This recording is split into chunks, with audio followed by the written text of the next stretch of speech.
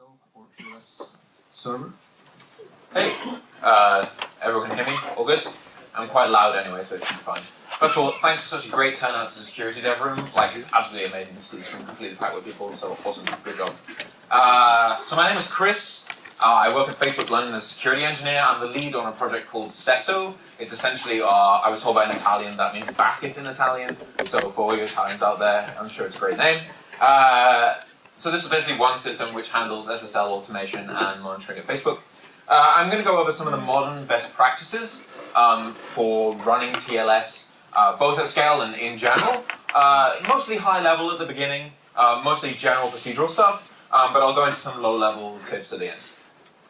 Oh, and I would usually say, feel free to interrupt me. This talk is like running right to the edge, so I will answer all the questions at the end. So there's three sections. They might seem a little bit different, but they all generally address the problems you'll have running SSL at scale. So the 7th of April 2014 was kind of a special day for the World Wide Web. for some definition of the word special, and perhaps never before had so many system administrators said the word shit at the same time. So what made Heartbleed special?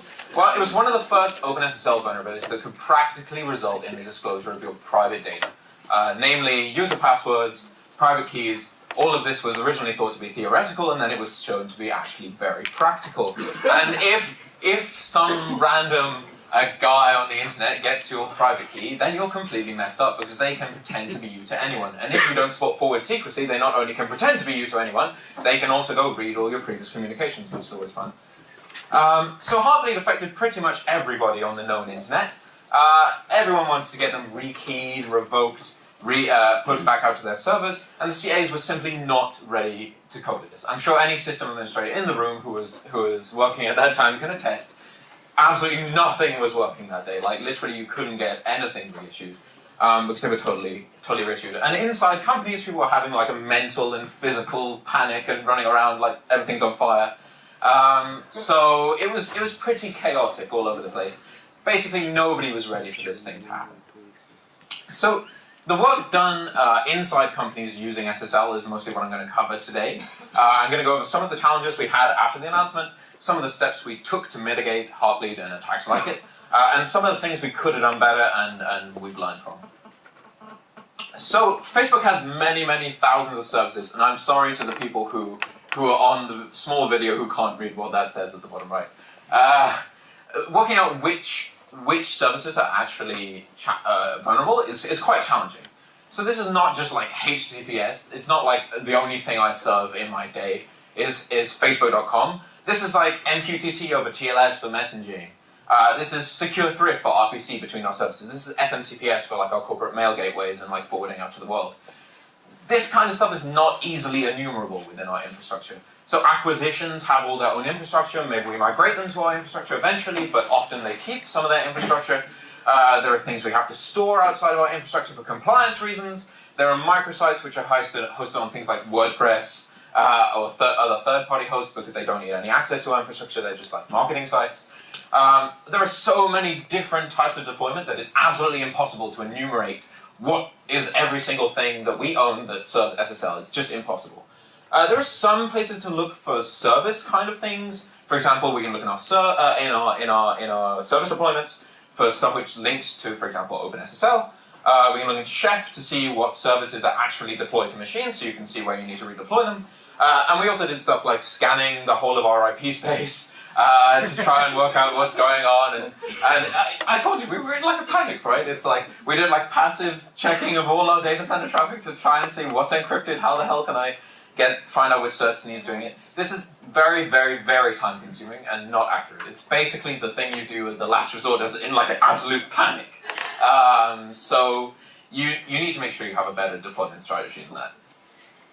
I'll go more into the better way later, but let's just go over some of the challenges for now. So even when you've worked out what services need to be fixed, you probably don't know who can fix them at this point. You might have some huge service, like Facebook has tons of huge services for the messaging stuff, and for obviously like your newsfeed and stuff like that. But identifying like smaller services which might be critical in their own way is very, very difficult. They might not even have any documentation. They might not even have any on-call rotation. They might have absolutely no information. The only thing you know is there is a service running on some machine, and I have no idea who the hell owns it.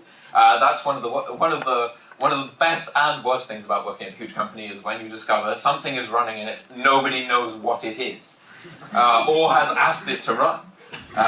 It's kind of Skynet-like. So we also face logistical challenges doing this kind of thing quickly. The start time is not far enough in the past. Like literally, I'll say the statistic again, I'm sure, because it's mind-blowing. We did some preliminary statistics on Android, on our FB for Android app.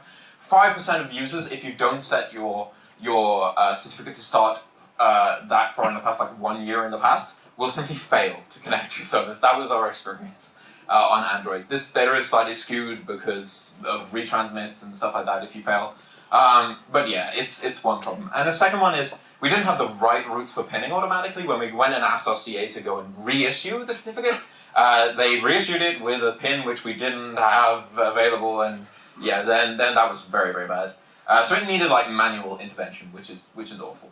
And even today, like automation for special certs is really, really not good around the web, and it needs to get better, and it is getting better with time.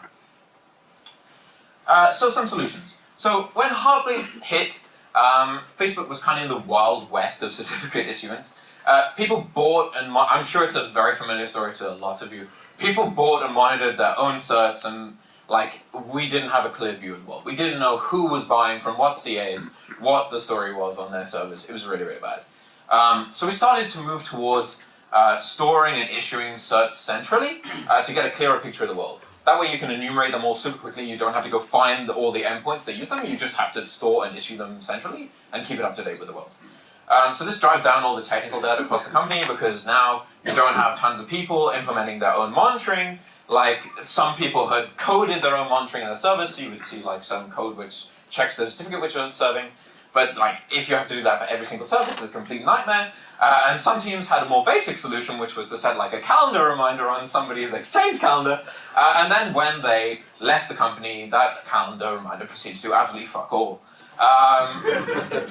This general procedure is complete crap, right? Like you have to have some way of enumerating them that doesn't, and like alerting on them that doesn't rely on every single team understanding how SSL works. Because the reality is people don't understand how that works. You have to have some level of expertise in some team, and they have to help out. So having them stored centrally does mean you can do things like enumerate certs which are vulnerable to certain types of cert exploits based on their cert settings. Look at stuff like if they have a key which is not forward secret, and generally like you can get them reissued and do things quickly. So nowadays certs are needed for every service. Storing the point of contact, preferably in on-call rotation, is very, very important because you probably don't know who issued them. You need to also get them pushed out of prod quick. If you store them centrally, you can have the situation where you can have your deployment routine automated on the server, ready to go every single time. And you can also do automated monitoring of your certificate data there. But you also have to make sure that monitoring is kept up to date. Like if you stored an on-call, there's a person or a rotation, you have to make sure that on-call actually makes sense. It's not just some static string you store in your thing. It actually exists, and it has more than 0 people in it. Because if you have 0 people in it and it comes down to crunch time, then it's not going to be fun for you. So automation is really, really critical to rolling your certs and or donuts quickly. So you can have way more confidence in doing this super fast if you are already reissuing often already. So, like I said before, when we reissued, we didn't realize we hadn't issued the certificate far enough in the past. We didn't realize that we had the wrong routes. If you do this frequently, you will know exactly what should happen, and you will have some automated process which can deal with that for you. You can also do things like checking for lacking machines when your pool runs over. I mean, it kind of sucks if you have to reload your services. There are some services which just have to reload when you get new SSL credentials. But ideally, you should build your services in a way that you can reload the SSL certs and you don't have to restart like stuff and drain your entire pool, because that kind of sucks. And you also need to know which services are under attack. Rollout takes time. You need to prioritize what you're going to roll out to. Somebody's stolen your RSA key or whatever, your EC key. You need to reissue, revoke, deploy right now to avoid a man-in-the-middle attack. Like, it's just not feasible for you to wait on that kind of information, especially if it's a big site.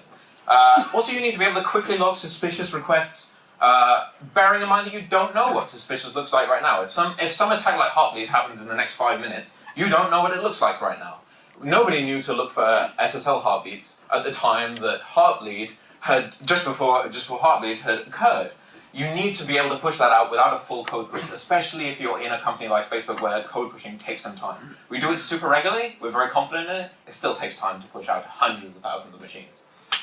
So you need to build hooks into your infrastructure which can log the right things. You also need to monitor suspicious network requests for devices that can't do that themselves. As much as we hate these things in the security community, intrusion detection systems, pretty good for that. So to monitor everything. So in previous section, we talked about centralizing alerting. So the goals are basically to reduce tech debt and reduce duplicated work. And doing it at as much of a low level as possible seems to achieve these goals. So where can we get that low level? So it seems logical to do it at the SSL vendor.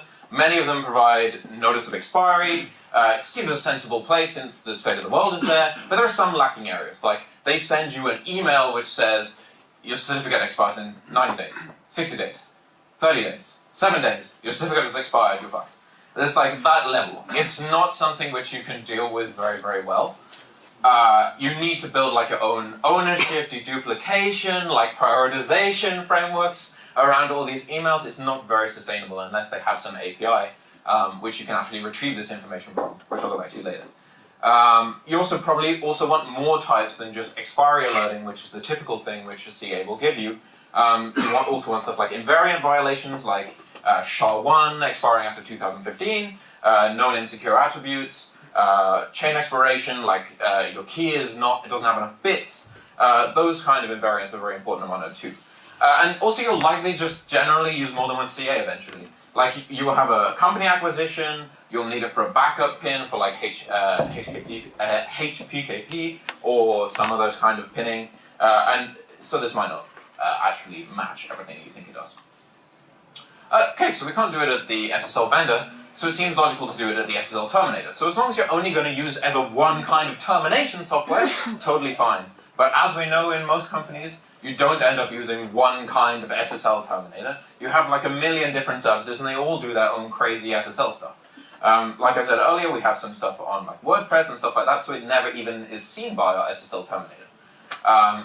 Yeah, so realistically, for the long term, I don't think that's a good way of going. Or at least not a good sole way of going. So if those aren't enough, then where should we do it? So there's no place where certificates naturally all exist together, usually. So you have to create one. And actually creating it is only half the problem. You need to keep it in sync with reality. So you need to request, issue, and deploy from there. You need to keep it naturally in sync with the whole place. If you don't do your operations from there, it's going to fall out of sync as soon as you start going. It's also easier to bake in like company-specific logic in your service that way. Like I told you, like on-call rotations, deployment strategies, those things you can bake into that service.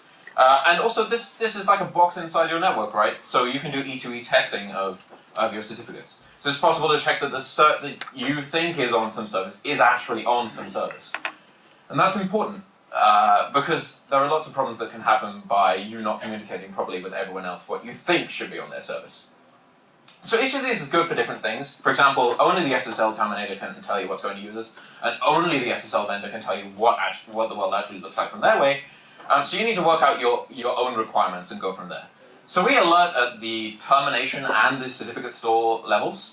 And in a pinch, I would definitely at least do the cert store, because then you have full ideas about what's going on in your world. So this seems deceptively easy, right? Why is he telling us about how to monitor certificates? It's just some file, I can like read it with OpenSSL. How does that work? Monitoring is super difficult for large organizations. Like these headlines are from the last year or two. And this one, the Instagram one, I personally was responsible for this kind of thing. And thank you very much. And I can tell you for sure that headline is not accurate. What do you mean? Tech news sites are always accurate, you say. But, well, I hate to tell you, but you have been misled. What actually happened in that case is, I renewed the certificate, I got it pushed out, and then I discovered actually there's a bunch of endpoints that I didn't know about when it got pushed out. So, you have to have some automated deployment. You have to understand like everywhere you're deploying to. Instagram is a complicated product. It has tons of endpoints. You can't just believe which endpoints. You can't just imagine them in your head. You need to make sure you have end-to-end testing of every single asset which should have that cert. Right now, regrettably, the software which we're developing at Facebook is not open source. It sucks.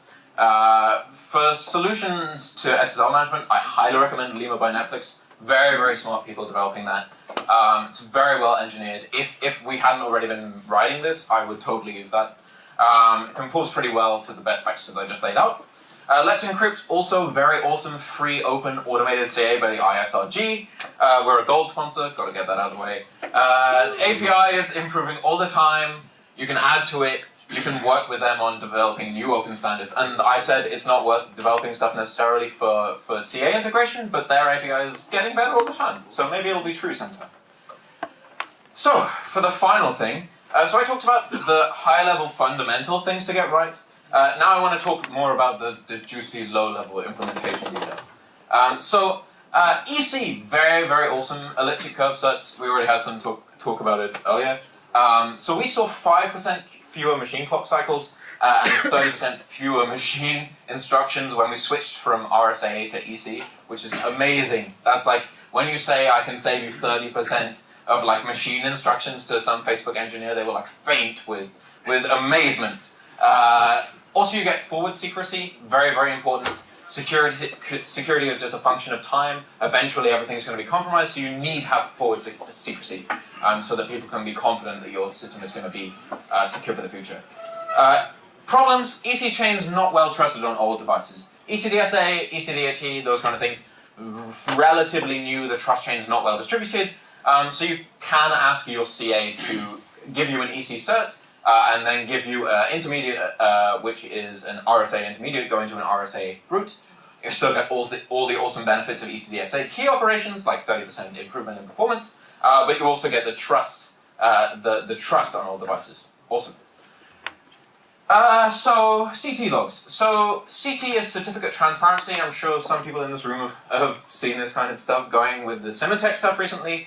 It basically logs new certificate issuances by CAs.